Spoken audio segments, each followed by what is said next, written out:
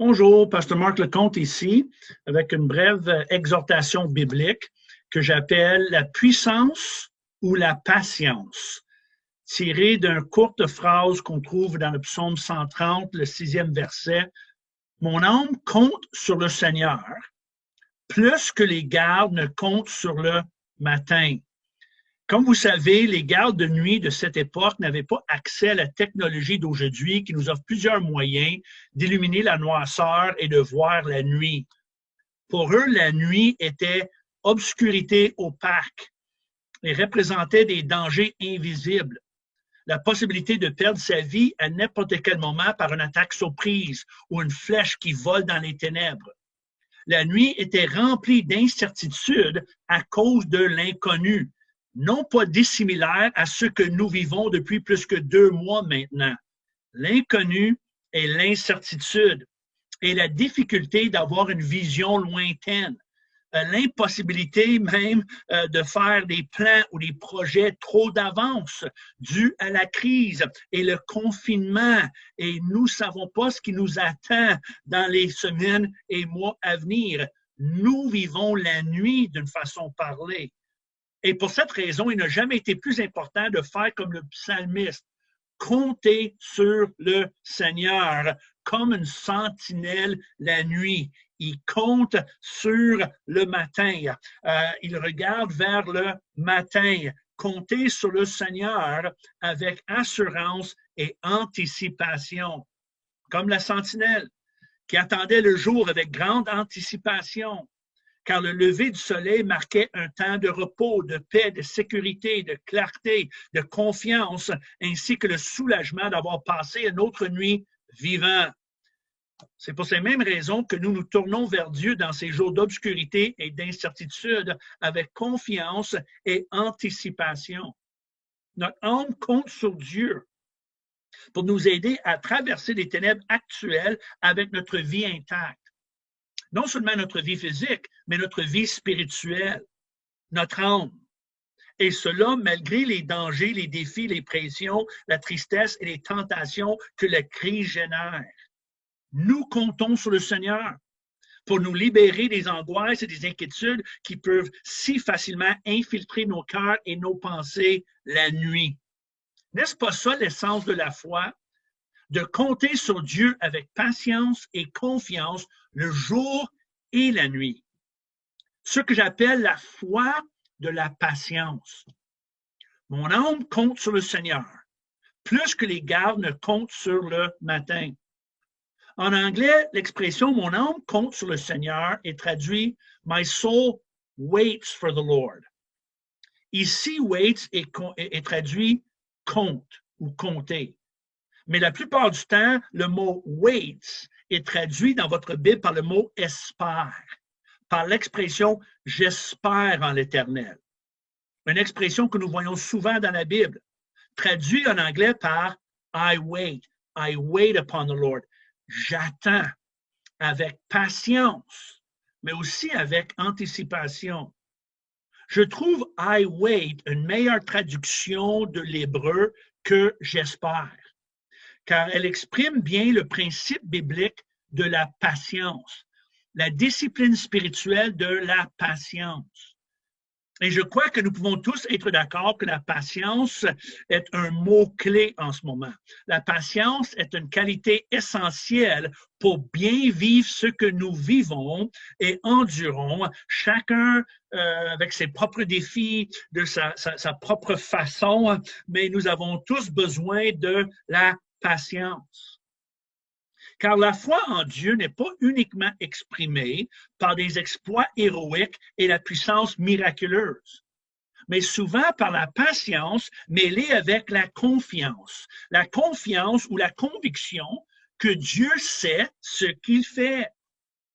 Comme exprimé par le psalmiste dans le psaume 130, mais aussi décrit par l'auteur de l'Épître aux Hébreux, le chapitre 11.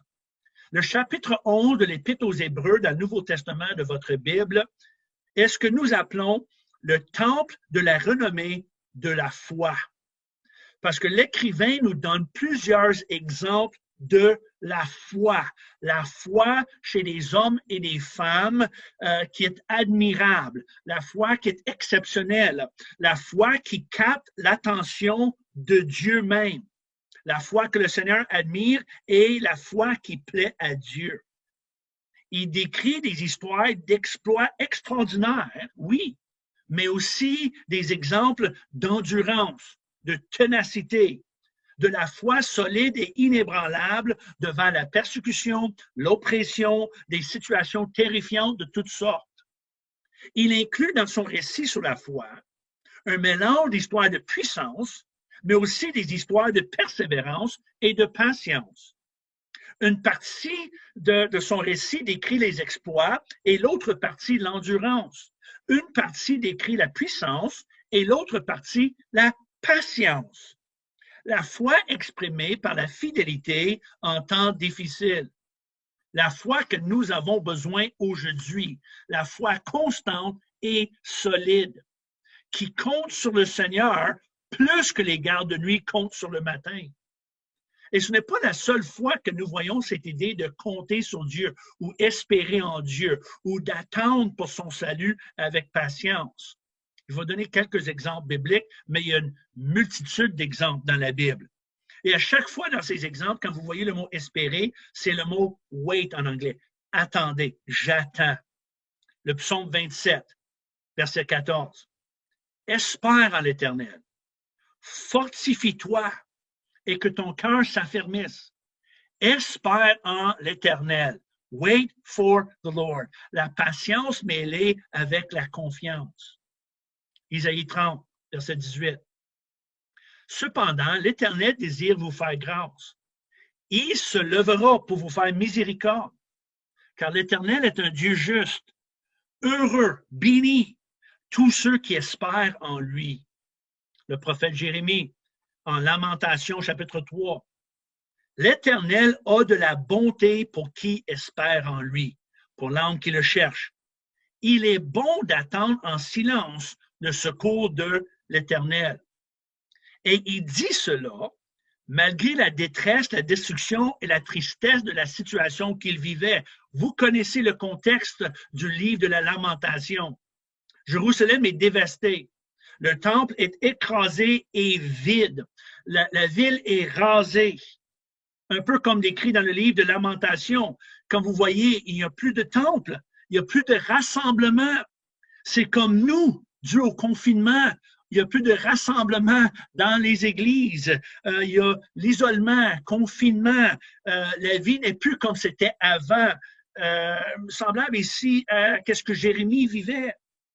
Mais c'est là, dans ce contexte, qu'il dit, toujours Lamentation chapitre 3, « Quand mon âme s'en souvient, elle est abattue au-dedans de moi. » Jérémie, il se souvenait des jours passés où tout était normal. Il se souvenait de la ville remplie, le temple qui était peuplé, la joie et la gaieté de la communauté, les familles qui sont ensemble.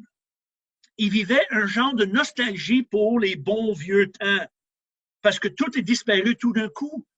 Et Jérémie est entièrement bouleversé et dévasté par le poids de la tristesse qu'il vit et témoigne. C'est pour ça que le livre est appelé le livre de la lamentation. C'est les lamentations de Jérémie sur qu'est-ce qui est arrivé à Jérusalem.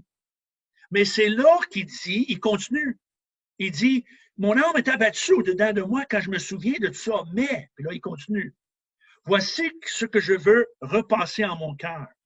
Ce qui me donnera l'espérance. Les bontés de l'Éternel ne sont pas épuisées. Ses compassions ne sont pas à leur terme. Elles se renouvellent chaque matin. Oh! Point d'exclamation. C'est comme s'il est frappé. Il dit, oh! Que ta fidélité est grande. L'Éternel est mon partage, dit mon âme. C'est pourquoi je veux espérer en lui. Wow! Quelle foi héroïque! C'est l'exemple parfait de la foi qui impressionne Dieu, la foi héroïque et aussi la maîtrise de ses pensées. L'avez-vous remarqué? Il dit, voici ce que je veux repasser en mon cœur. Ça, c'est la choix intentionnel de ne pas vivre dans le regret ou la tristesse pour les choses passées, mais d'être conscient de la réalité du moment actuel avec un regard sur la nature de Dieu. Il réfléchit sur la nature de Dieu, un Dieu que Jérémie connaissait très bien. Et c'est là, oui, il y a la réalité du moment, il y a la tristesse du moment, il y a un peu une nostalgie pour les bons vieux temps, mais au plein milieu de cette tristesse, la destruction, la dévastation, il dit, je vais réfléchir sur qui est Dieu. C'est là qu'il dit, oui, c'est vrai.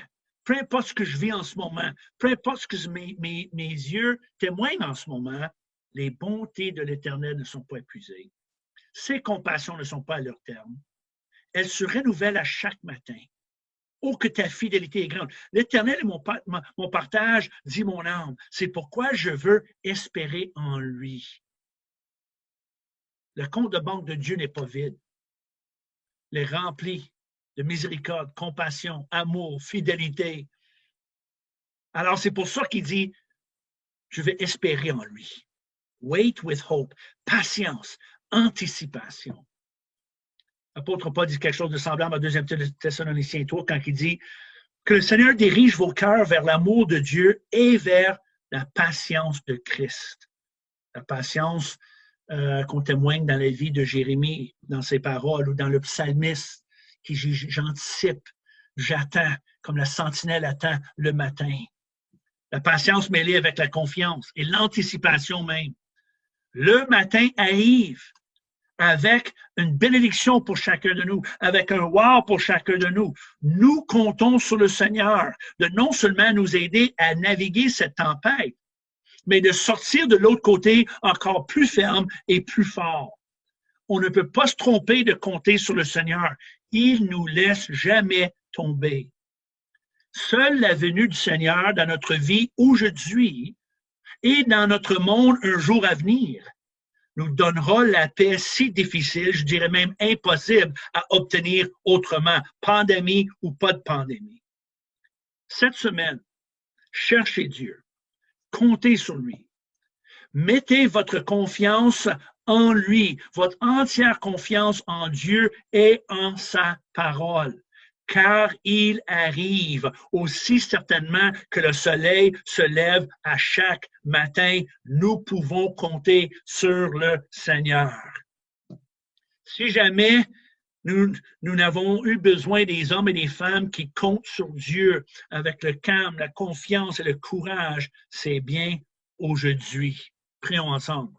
Seigneur, je prie que tu accordes à chaque personne, chaque homme et femme qui m'écoute en ce moment, que tu les accordes la foi de Jérémie, la foi d'Isaïe, la foi du psalmiste, la foi de Paul, la foi nécessaire aujourd'hui, la foi essentielle, la foi, oui Seigneur, on te rend grâce pour la foi de la puissance miraculeuse et la foi des exploits extraordinaires, mais on te rend grâce aussi pour la foi de la patience, la persévérance, la constance dans les temps difficiles, la foi de l'anticipation, la foi qui regarde vers toi pour sécurité, qui compte sur toi. Seigneur, accorde à chacun de nous la foi nécessaire, la grâce, la patience, la confiance, que nous pouvons réfléchir sur toi, de ta bonté, ta nature, ta fidélité, comme Jérémie a fait, parce que tu remplis nos cœurs d'espérance, de confiance et d'assurance. Alors, d'une manière surnaturelle, par la puissance de ton Saint-Esprit, je prie, Seigneur, que tu repars ta grâce pour la journée, pour la semaine et les semaines à venir sur chacun de nous, au nom de Jésus, pour ta gloire et ton honneur. Amen. Merci, que le Seigneur vous bénisse.